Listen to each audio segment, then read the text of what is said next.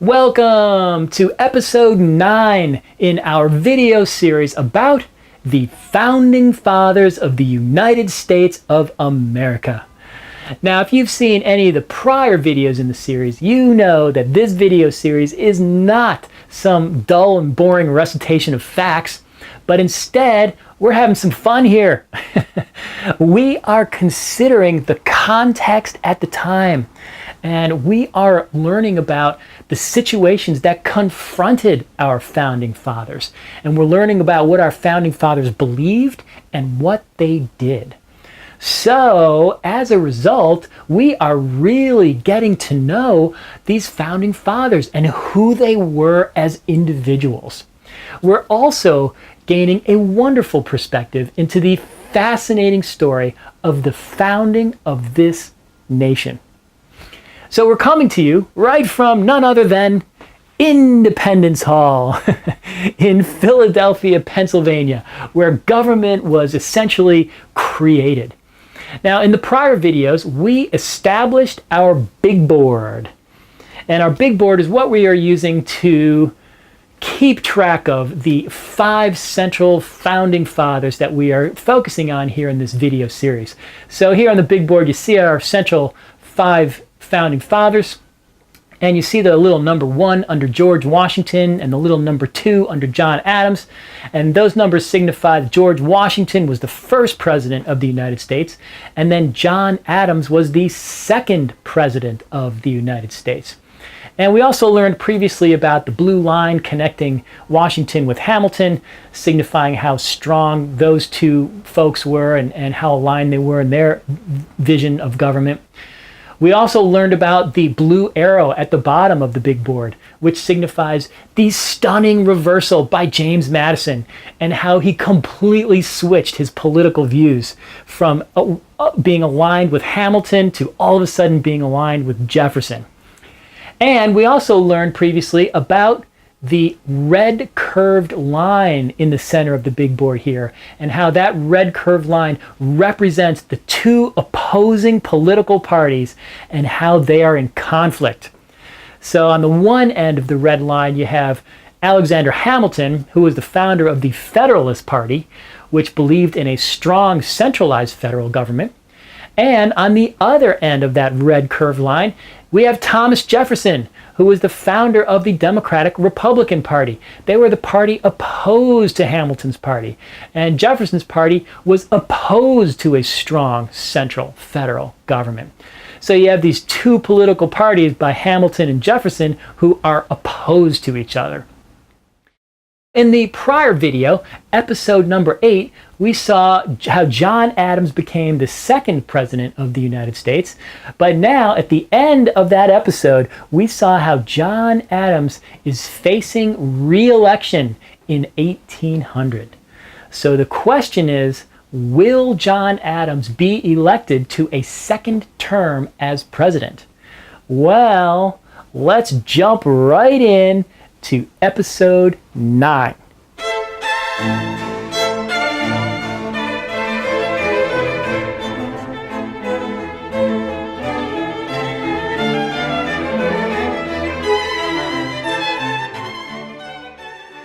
So this brings us to the end of the first term of John Adams' presidency. And it brings us to the election of 1800. So John Adams is going to run for a second term as president. So he's going to run for the Federalist Party. So who is he going to run against? Who is the Democratic Republicans going to elect as their candidate? Well, it turns out that the Democratic Republicans nominate none other than their own fearless leader, Thomas Jefferson. So Adams running against Jefferson. This is a repeat of the last election in 1796. That election was also Adams versus Jefferson. That's the election where Adams won and became president. Jefferson came in second and became vice president, right? So now here we are again, Adams versus Jefferson.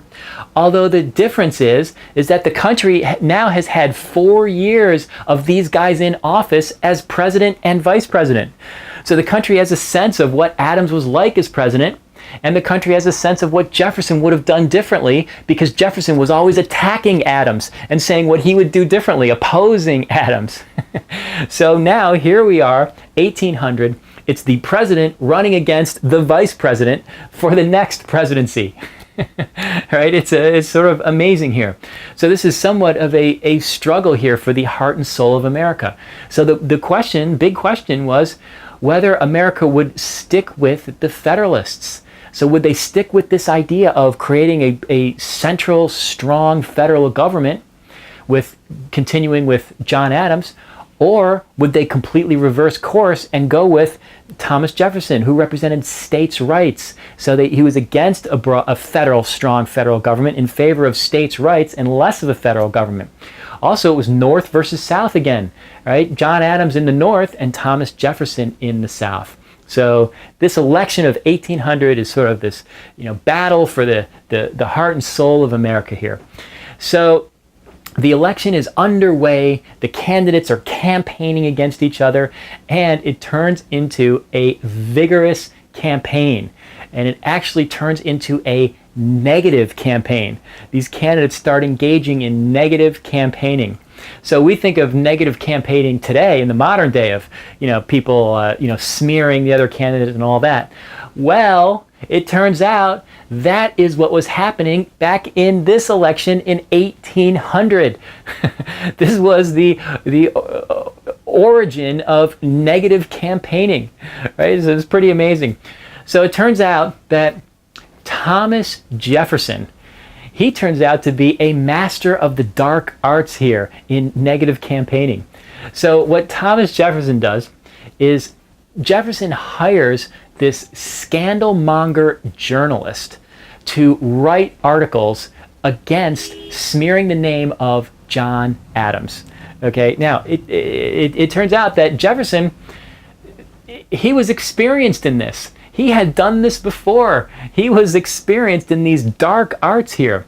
So it turns out that a few years previously, Jefferson had done the same thing secretly against Alexander Hamilton, his nemesis, Alexander Hamilton. So what happened then was, so this is a few years prior in like the early mid 1790s. So Jefferson got wind that Hamilton was having an extramarital affair.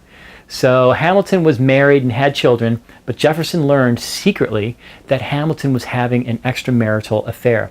So what did Hamilton do? Jefferson. So what Jefferson did was Jefferson hired this scandal-monger journalist. It's actually the same journalist, this guy by the name of James Callender.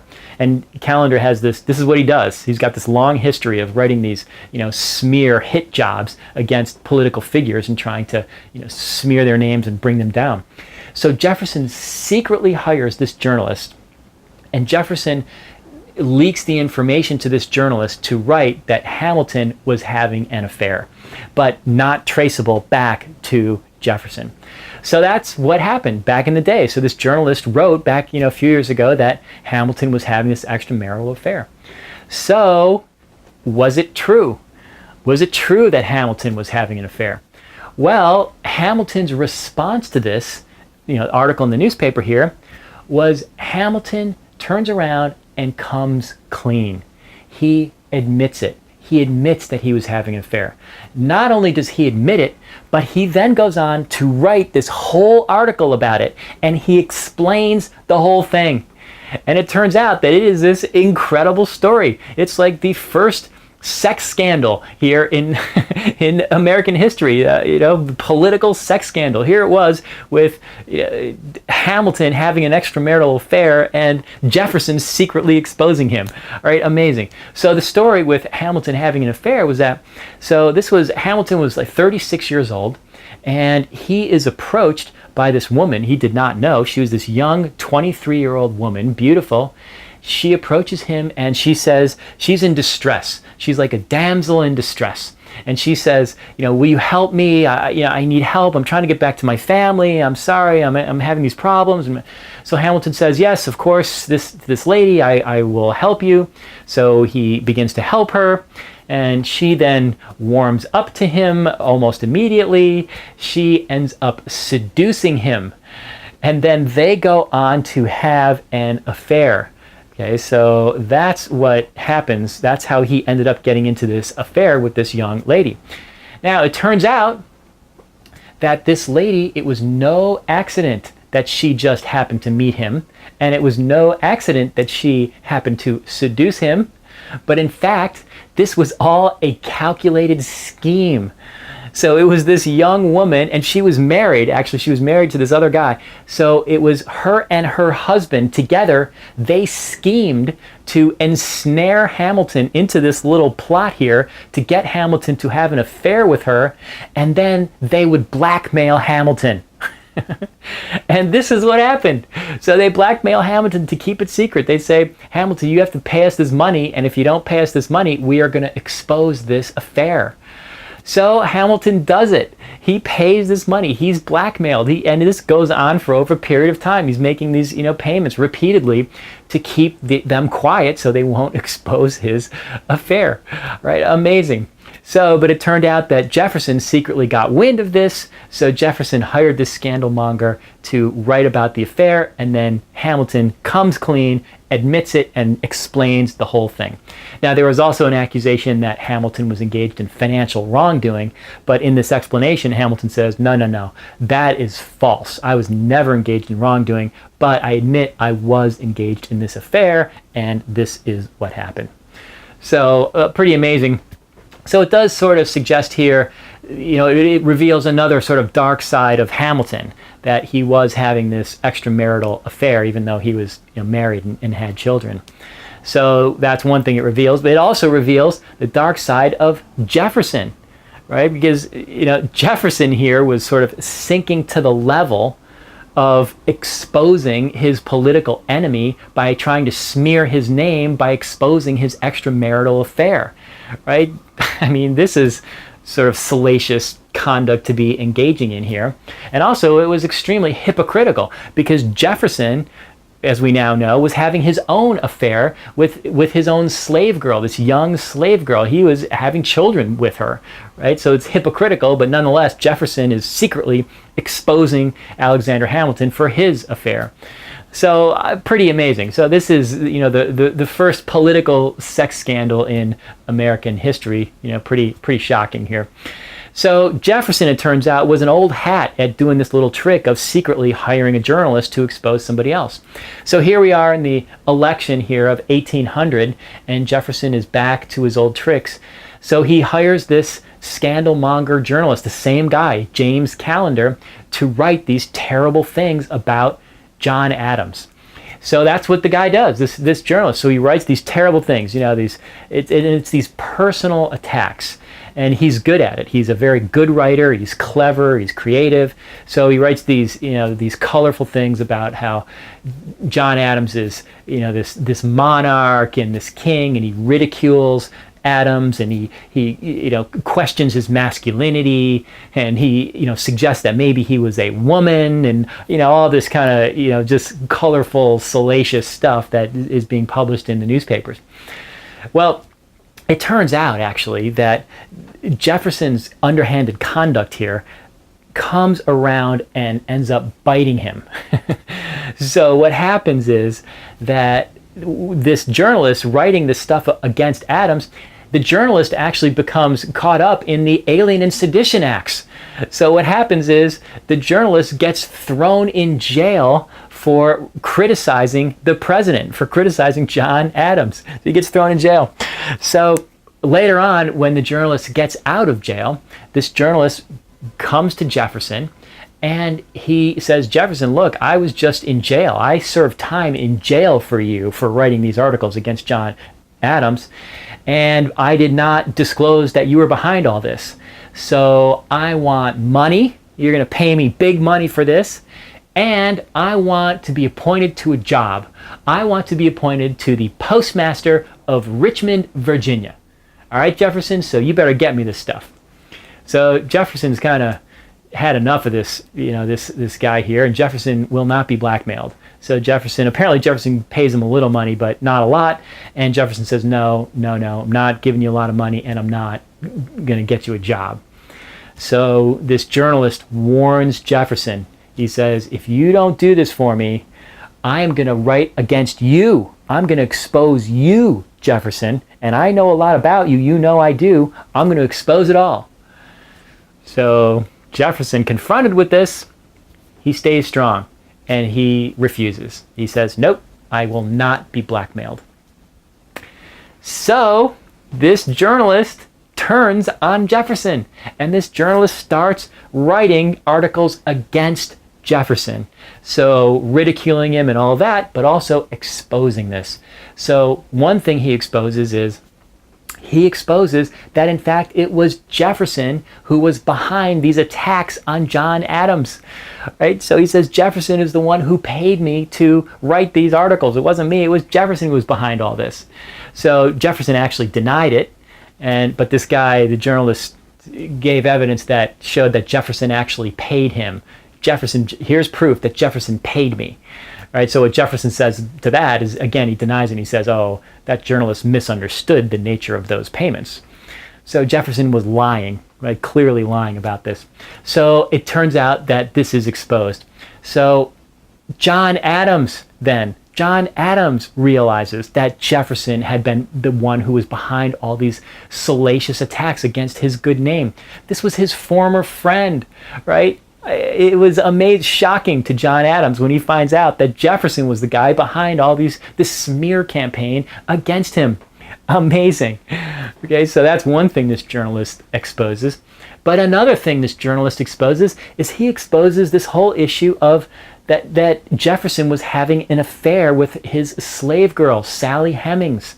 That is how that story came to light. It was this journalist here turning against Jefferson, and this is one of the things that he did, is he exposed this story of Jefferson's affair with his own slave girl. So pretty amazing. So this is what was going on at the time here. So during the election here of 1800, it turns into a negative campaign here. So Jefferson is waging this negative campaign by hiring this this journalist to smear John Adams' good name.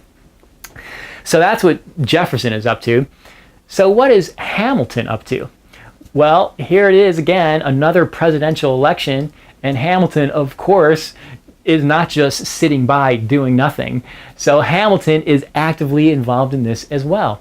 He is up to his old tricks again as well. So Hamilton here is trying to manipulate this election.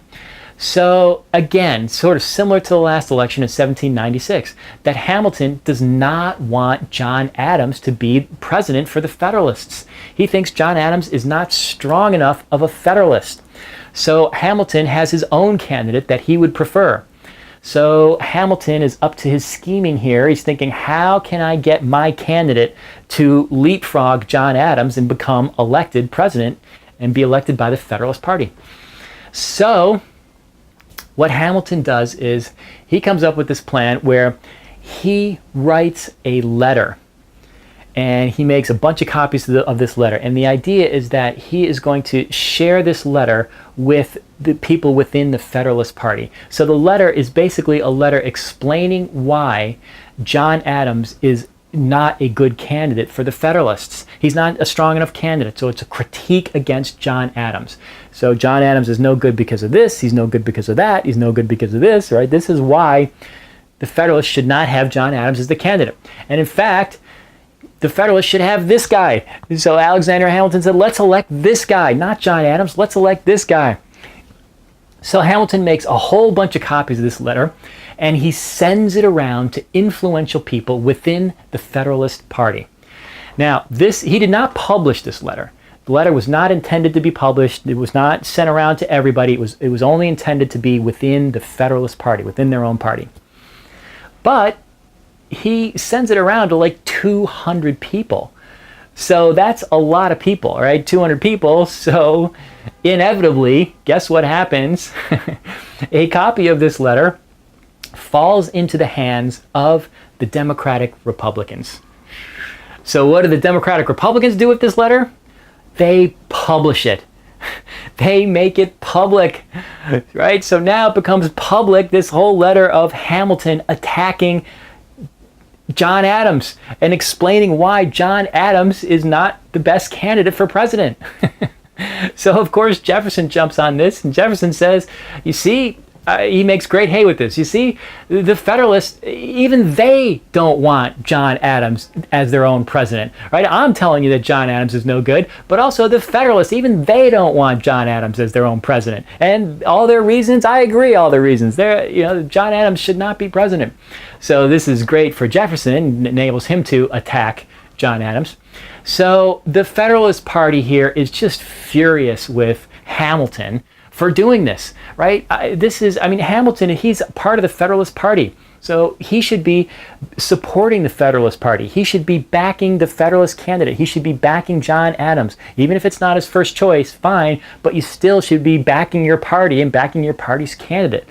So the Federalists kind of have had it up to here with Hamilton, and so Hamilton falls out of favor at this point with the Federalist Party. But nonetheless, this letter does a lot of damage. So what this letter ends up doing is it ends up splitting the vote, right? So instead of all the Federalists coming together and all voting for John Adams, what happens is only some of the Federalists vote for John Adams, and some of the Federalists break off and vote for this candidate that Hamilton wanted. So as a result, that splits the Federalist vote, and it reduces the votes for John Adams, because some of those votes went off to this other candidate. So as a result, in the overall election, most of the votes go to Thomas Jefferson. So Thomas Jefferson wins the election. Thomas Jefferson becomes President of the United States. In 1800, Thomas Jefferson becomes number 3. The 3rd president of the United States. So let's put a little number 3 here under Jefferson's name here. So you've got 1, 2, 3. So Washington was the 1st president, John Adams was the 2nd president, and Thomas Jefferson now becomes the 3rd president of the United States. So Thomas Jefferson's buddy here in the Democratic-Republican Party is James Madison. So when Thomas Jefferson became president, Jefferson appoints his buddy, James Madison, to be Secretary of State. So you've got Jefferson as president and James Madison as Secretary of State. This election of 1800 was like a political earthquake. It changed the entire landscape. And the reason it was so significant is because it was not just a change in the person of the president, but in fact it was a change in the political party. So this was the first time in American history when power was transferred from one political party to the opposing political party. Okay, so this is a huge difference. In the past election, the prior election was George Washington to John Adams, but that was within the same party. That was the president transferring power to his own vice president. So even though that was a change in the person, it was not a change in the political party. But this election in 1800, completely different story. This was the Federalists being voted out and power shifting to the opposite party, the political opposition, the Democratic Republicans. So this was huge. This was the first time in American history when power was transferred from one party to a political opposing party. Okay, so this was tremendous. Now, the fact that this had been done peacefully was a testament to the success of this democratic form of government.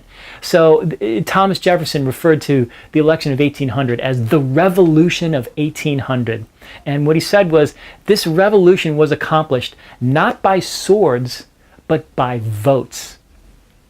Now that's an eloquent way of saying that power had shifted peacefully here. So this is extraordinary because this represents the shifting of political power not by violence, not by overthrowing the people who are in power, but instead peacefully, a peaceful transition of power, all done by votes of the people.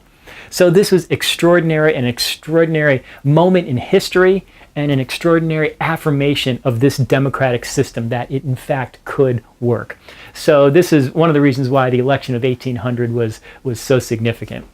So Thomas Jefferson steps in here and takes over as president. And what does he do as president? Well, he begins working against what the Federalists had done. So he basically is shifting the country into a new direction and working in opposition to what the Federalists had done. So one thing that he does is that he comes in and he frees anybody who is still in jail under the Sedition Act. So this was the despised Alien Sedition Acts under John Adams, where they were throwing newspapermen in jail, newspapermen from Jefferson's own political party, right? So when Jefferson became president, he opened up the jail so those people, pardoned them and refunded their fines. So that signifies one way where Jefferson is shifting, into a different direction here.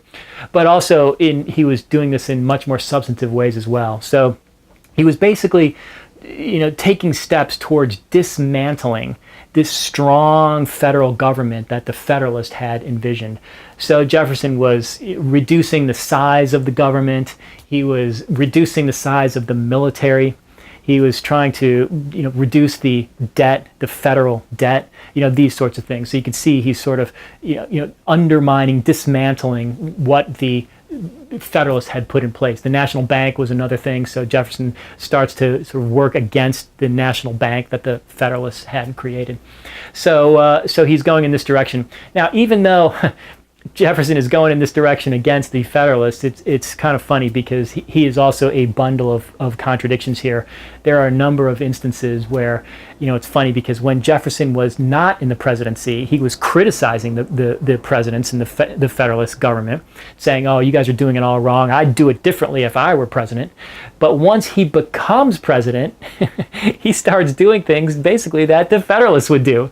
It's very funny. You can see some of these contradictions. So, for example, one example of this was the Louisiana Purchase. So the Louisiana Purchase is a great story in and of itself. It's an amazing story. So it was actually regarded as by many to this day still as one of the greatest achievements, if not the greatest achievement of the entire Jefferson presidency. So this was really an extraordinary act. So what it was America acquired a whole bunch of property. Basically, all the middle of America is what came with the Louisiana Purchase. So it was this territory all the way to the south, to the Gulf of Mexico on the ocean, all the way up to the northern border of Canada. And it's basically all these states in the middle of America. It comprises what is today all or part of 15 states. Okay, so this is a huge tract of land.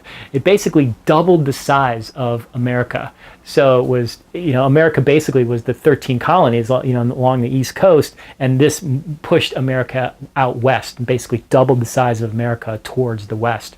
So it was extraordinary. It was basically from the Mississippi River to the Rocky Mountains. Those were basically the boundaries of the Louisiana Purchase. So this was in 1803 when Thomas Jefferson acquired this land from Napoleon in France. So an extraordinary story. But there was a problem with the Louisiana Purchase, and this was that, as the critics were pointing out, that Jefferson did not have the authority to actually make that purchase as the president. Now, this is pretty funny because Jefferson was the guy who was, arguing this, position of strict constructionist. You have to read the Constitution closely, strict constructionist. So, for example, in Jefferson's opposition to the National Bank, remember, he was saying that, listen, you have to look at the Constitution, and if you don't see the words National Bank in the Constitution, of course they weren't there, then you don't have the authority to create a national bank. That was his big argument.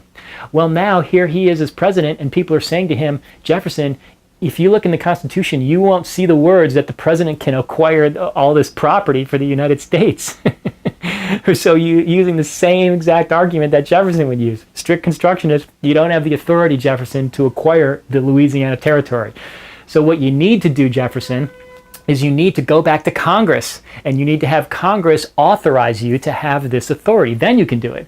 But right now, you don't have the authority, right? So if you're going to stick with your principles, Jefferson, of arguing strict constructionists under the Constitution, you can't make this purchase. So what does Jefferson do?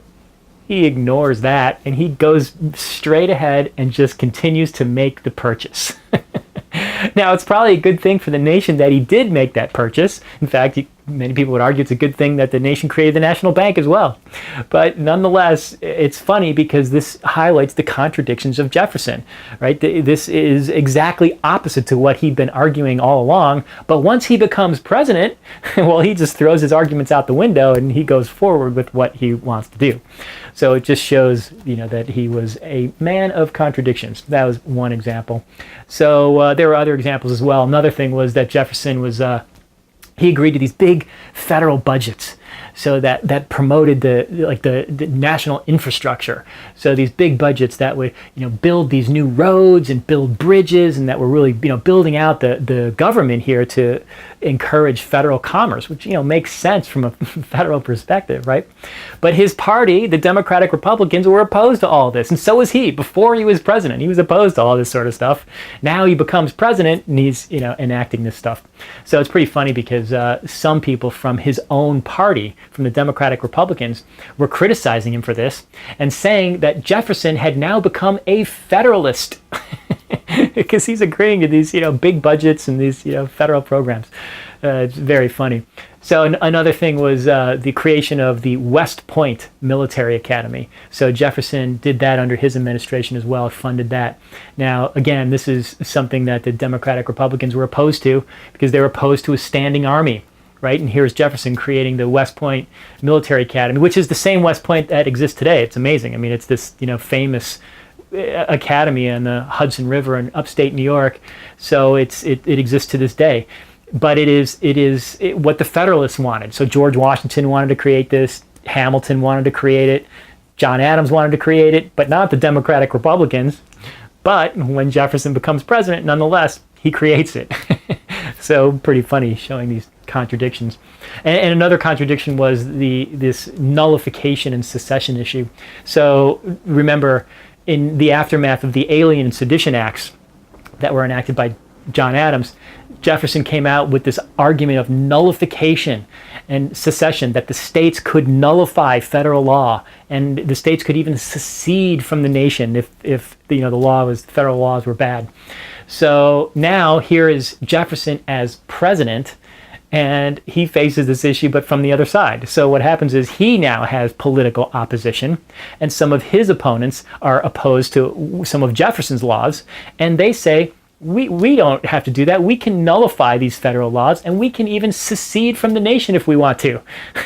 So what is Jefferson's argument now? Well, if he was consistent, he would say, yeah, of course you can. You can nullify laws. You can secede if you'd like. But what does Jefferson say? Jefferson says, absolutely not. You don't have the right to nullify the federal law. You don't have the right to secede.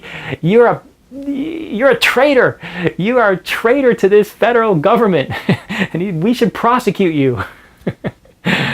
So it's pretty funny. Jefferson takes the exact opposite position. So you can see these, contradictions in that Jefferson's sort of a bundle of contradictions in a number of ways, these included. So that's pretty funny. So this election here of 1800 that swept the Democratic Republicans into power was a political earthquake here, and it was very alarming to the Federalists. So it was alarming to the Federalists because the Federalists had been in power ever since the founding of the government here. So this is a huge change for them. But also, it wasn't just the it wasn't just the president who won the election in 1800. It was also the Congress. Congress changed power as well. So previously, Congress had been controlled by the Federalists, and now with this election of 1800, the Democratic Republicans were swept into power into Congress as well. So the Democratic Republicans would now control Congress. So this was a complete shift in power. The power was shifting from the Federalists to the Democratic Republicans in the president with Jefferson, but also in Congress. So the Federalists are alarmed here. This is one of the reasons why Jefferson referred to this as the Revolution of 1800, because it swept the country. It was this huge election that swept all these Democratic Republicans to power. It's basically a rejection of the Federalists and a welcoming in, a complete shift to the Democratic Republicans. So the Federalists are alarmed here. So Hamilton. what does Hamilton do? Well, Hamilton, certainly knowing Hamilton, he does not just sit back and do nothing. He has a response to this. So he is in sort of disfavor here with the Federalist Party. So what does he do? Well, Hamilton founds a newspaper. Okay, this is what he does in response to Jefferson becoming president. So this is in New York City. So Hamilton lived in New York City all of his life. So he gets together with some of his Federalist buddies and they found this newspaper. And the whole idea of the newspaper is to write, newspaper articles from the Federalist perspective. Okay, now this goes back to Hamilton's history. Right? Because when he was 17 years old and emigrated to this country, he was writing articles. Right? He recognized the power that newspaper articles could have on public opinion. So this is what he does. He founds a newspaper, and the name of the newspaper was the New York Evening Post. Now, this newspaper exists to this day. It still exists. Today, it is the New York Post. And in fact, this is one of the big tabloids in New York City to this day. And it's funny because it also has a political perspective. It is basically from the Federalist perspective, one could argue. It's from the right side perspective, right of the political perspectives. It is owned by Rupert Murdoch, his company, the News Corporation. So it is the tabloid in New York City that is from the right politically. And it's funny because there are two tabloids in New York City. The right battles it out with another tabloid on the left, which is the New York Daily News. So the New York Post from the right and the New York Daily News from the left are always battling it out in the tabloid world. It's pretty funny. So Hamilton founded the New York Post. This is the paper that exists today. And he founded it in response to Thomas Jefferson becoming president. So it's an amazing story. So that's what Hamilton was up to. Now, John Adams had just been voted out of the presidency. So John Adams was crushed here. He was devastated by this election. So in part, he was devastated personally because he wanted to become a president for the second term, right? He wanted to have 2 terms as president, just like George Washington had, right? 2 terms. But instead, John Adams was basically tossed out of office after only his first term. So he was personally hurt by this. But also, John Adams was concerned for the country because he believed in his heart of hearts here that what he was doing and what George Washington was doing was the right course for the nation. That the nation did need a strong federal government to serve as its backbone. So Adams was concerned with Jefferson coming in and the Democratic Republicans coming in that they might undermine this government that these guys had built here. They might undermine the government, pull the fabric of government apart. So Adams was worried here for the well-being of the entire nation by this election.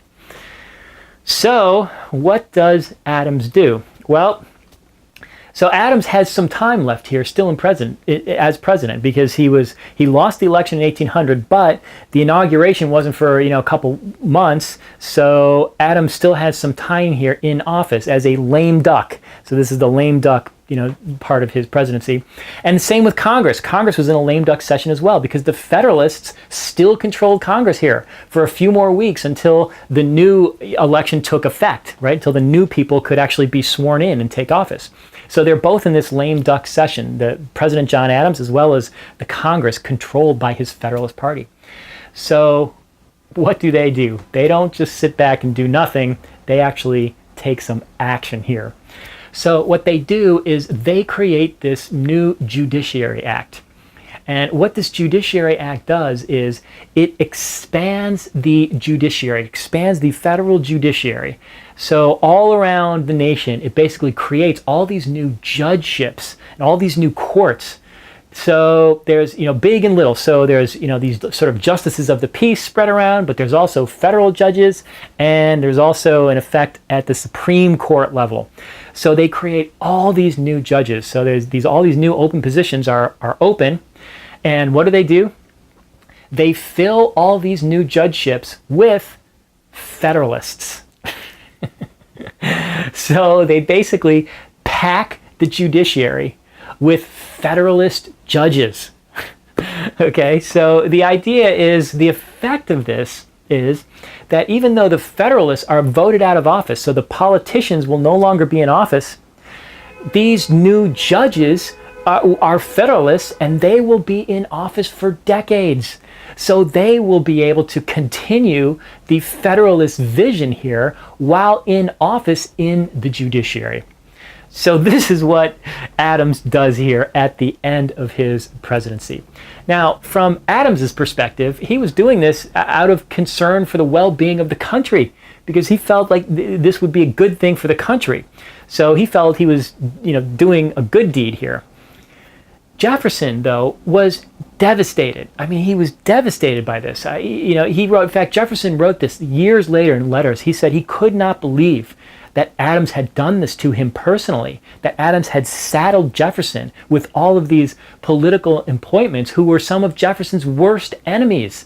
I mean, this was terrible. So, and this was, the critics of Adams were saying that this was a terrible thing. This was dirty. This was a dirty political act. So because, look, if you believe in this country and you believe in this system, then when you lose an election, you should accept the results of that election, and you should allow the people to have their way, right? So the new people coming in, this is the will of the voters. You should allow the voters to do what they want to do, not try to impose your will on them for years later, even though you're not elected. So these critics were very critical of Adams for doing this as being, sort of a dirty trick here and very underhanded. And Jefferson himself was hurt by this personally. So there is certainly a lot of merit to that argument for those critics. So this was a thorn in Jefferson's side. So, he was saddled with all these appointments throughout the federal judiciary. One of the appointments that John Adams made here in this lame duck session and in these midnight appointments, actually these judges were referred to as the midnight appointments. And the reason was because the idea was that Adams appointed all these judges at midnight as he was walking out the door from his term as presidency. That's why they were referred to as the midnight appointments. So pretty funny term. So one of these midnight appointments that Adams made was none other than the Chief Justice of the United States Supreme Court. So this is the very top judge in the entire land, right? The Chief Justice of the Supreme Court. So who does he appoint? Adams appoints this guy named John Marshall. So who was John Marshall? John Marshall was a politician. He was a Federalist. So John Adams is appointing this Federalist as the Chief Justice of the Supreme Court, again, to try to continue to implement this Federalist vision through the courts. So John Marshall, he'd been the head of the political party, the Federalist Party in Virginia, right? So he's this politician. And then John Adams appointed John Marshall as his Secretary of State. So John Marshall was Secretary of State, and then at the last minute here, the midnight hour, John Adams turns to his buddy, Secretary of State, and says, hey, how about being the Chief Justice of the Supreme Court? So John Marshall says, okay. So it was this, Federalist, this political guy, takes over as the Chief Justice of the Supreme Court. Now, John Marshall is, to this day, perhaps the most famous Chief Justice of the Supreme Court in the entire history of the Supreme Court. Okay, this guy had an amazing career at the Supreme Court. He did a lot of things. And it is true that what he did was implement the Federalist vision. And he served on the court for a long time. He served for over 3 decades on the Supreme Court. And he was this hugely influential guy. He had this really strong personality and this strong vision of this, the federal government. So he implemented this vision as the Chief Justice. So one of his cases, which is, arguably the most famous case in Supreme Court history, was decided by John Marshall. So this is the case of Marbury versus Madison. Okay, one of the central tenets in Supreme Court history. So what this case was about, actually it was about these midnight appointments. That's what this case was all about. So what happened was, when John Adams appointed all these judges in the midnight appointments, a number of them were appointed and their appointments, took effect. So there was not much Thomas Jefferson can do about those. But not all of the appointments were finalized. So when Thomas Jefferson took over as president, Thomas Jefferson saw that not all of these appointments were finalized. So what Thomas Jefferson did is he said, I'm stopping those. I'm not going to go through with those appointments. I'm pulling the plug on that. So one of these guys who was supposed to get one of these appointments, his name was Marbury, he sues. He sues the federal government and says, you have to appoint me because the last president, John Adams, appointed me. So Thomas Jefferson, now that you're president, you have to continue what the last president wanted, and you have to finalize my appointment here. So this was the case, Marbury versus Madison, that goes to the Supreme Court. So it was Madison as opposed to Marbury versus Jefferson. It was Madison because it was the Secretary of State was James Madison. So that was the defendant in the case, but the guy was suing the government. Marbury was suing the government. So that was the reason the name was on, because Madison was the Secretary of State. But if you think about it, what this case was really about, it was really about John Adams versus Thomas Jefferson, because it was John Adams seeking all these midnight appointments and Thomas Jefferson trying to pull the plug on all the ones that were not done yet. So pretty amazing case here. So the case itself, Thomas Jefferson ended up winning the case, and that Marbury never got his appointment. But that is not the significance of the case. The significance of the case was because of an aspect of the ruling, and that was this. So what happened was, at issue in the case was a law, a federal law. So Congress had enacted a federal law, and the Supreme Court was looking at that federal law here in this case. So this is the Supreme Court under John Marshall. So what does the Supreme Court decide? The Supreme Court decided that this law that Congress was created was unconstitutional, and the Supreme Court struck it down. They struck down the federal law. They said, this law, no more law. It's been struck down. It's no more in effect. This was astonishing, because this was the first time in history of the United States that the judicial branch, the courts, the branch of the courts, had struck down a law from the branch of the legislature. Okay, the first time that the judicial branch overrides the legislative branch. Okay, this was huge. This is known today as judicial review. And this is the case, Marbury versus Madison, that established the principle of judicial review, that the Supreme Court has the power to strike down a law enacted by Congress if that law is unconstitutional.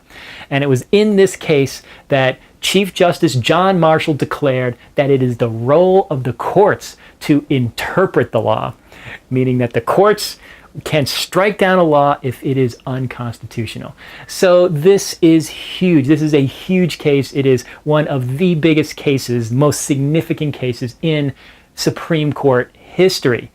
Now, the idea here of this law was that it was based on the Constitution. So the Constitution does contemplate judicial review. It's not like John Marshall was making this up out of, whole cloth.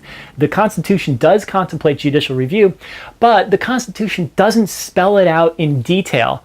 So the Constitution does not say in detail that the Supreme Court could strike down a law of Congress. So when this case came to the Supreme Court, this was a question as to what was going to happen, and it was John Marshall who established this principle that yes, the Supreme Court can strike down a law from Congress if it's unconstitutional.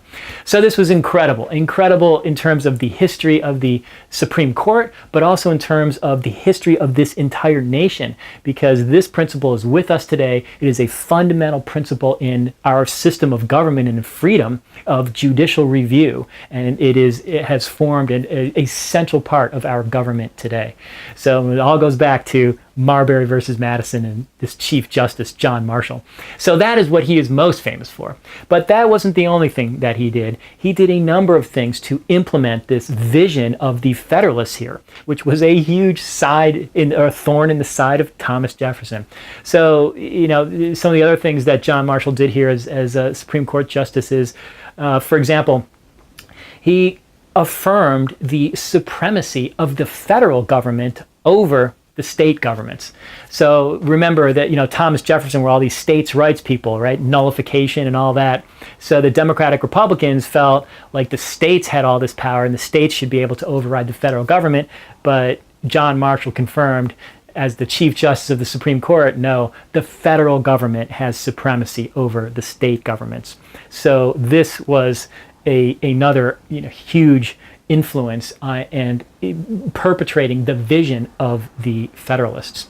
So another thing that John Marshall did here as the head of the Supreme Court was he validated the vision of the interpretation of the Constitution that Hamilton envisioned. So remember, Thomas Jefferson was this sort of strict constructionist guy. He said, you have to look at the words of the Constitution, right back to the National Bank. So, Thomas Jefferson opposed the creation of the National Bank because he said, you won't find the words National Bank anywhere in the Constitution. You have to read the Constitution very closely, strict constructionist. You have to construe it strictly. So since the words National Bank are not in the Constitution, you don't have the right to do it. Whereas Hamilton was arguing, no. There are implied powers in the Constitution. The federal government has implied powers. So the Constitution doesn't need to say the word federal bank. The federal government can still create a federal bank if it's, as long as it's within the framework of what the government is authorized to do. So there are these implied powers. So what John Marshall did here as the Chief Justice of the United States is he affirmed this idea of implied powers in the Constitution. So this is agreeing with Alexander Hamilton's view and the view of the Federalists, and thus he was extending the view of the Federalists and their vision of this broad federal government. So these were the rulings under John Marshall here as the Chief Justice of the Supreme Court, and this further continued the vision of the Federalists in creating a strong federal government. So John Marshall had a huge influence on not only the Supreme Court, but also on this nation as we know it to this day. So it was an extraordinary event here that Adams did in packing the court with these midnight appointments, including with John Marshall. But Adams felt like he was doing the right thing by the country, and in fact, Adams even wrote later that, I'm paraphrasing here, but he wrote something to the effect of that one of the greatest gifts that Adams gave to the people of the United States was appointing John Marshall. So that shows how strongly Adams felt that he was really doing the right thing by the nation by appointing John Marshall and continuing this sort of vision of a Federalist government. So it was pretty amazing. So this election of 1800 was, a huge event in that it shifted the entire country from the Federalists to the Democratic Republicans, and it was the first transfer of power. And not only was it at the time of the election, but this actually went on for decades. So the Democratic Republican Party actually stayed in power for a long time. So it was actually 3 presidents in succession, all from the same party, all serving 2 terms. So you had Thomas Jefferson, he served 2 terms. Then the presidency went to Thomas Jefferson's Secretary of State. So it remained within the same party. And his Secretary of State was James Madison. So James Madison becomes the next president of the United States for 2 terms.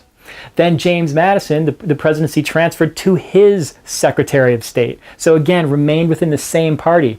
His Secretary of State was James Monroe. So James Monroe now becomes president for 2 terms. So this is 24 years of the Democratic Republicans serving in the Oval Office. So if you pull back and look back to the beginning of this nation, there were 2 eras. So the first era was the Federalists, and the second era was the Democratic Republicans, the Jefferson's party. So the first era was the Federalists, right? This was George Washington, 2 terms, and then John Adams, 1 term. So this is 12 years under the Federalists. This is the very first government. So this was creating a strong central government, creating a national bank, having this idea and this vision of implementing this strong federal government under the Federalists. Then in this election in 1800, the country completely shifts to the opposite political party, Jefferson and the Democratic Republicans, and it elects them for 24 years. So you had these 2 eras. So the era of the Federalists for 12 years, and then for the next 24 years, the era of the Democratic Republicans. And it's amazing because these 2 eras basically embody this central contradiction in our government that exists to this day of the balance of power between the power that we give to the government and the power that we reserve for our own liberties.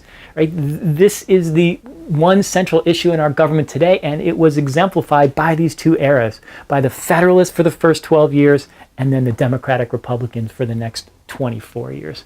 So it is amazing that this concept goes all the way back to the inception of our nation.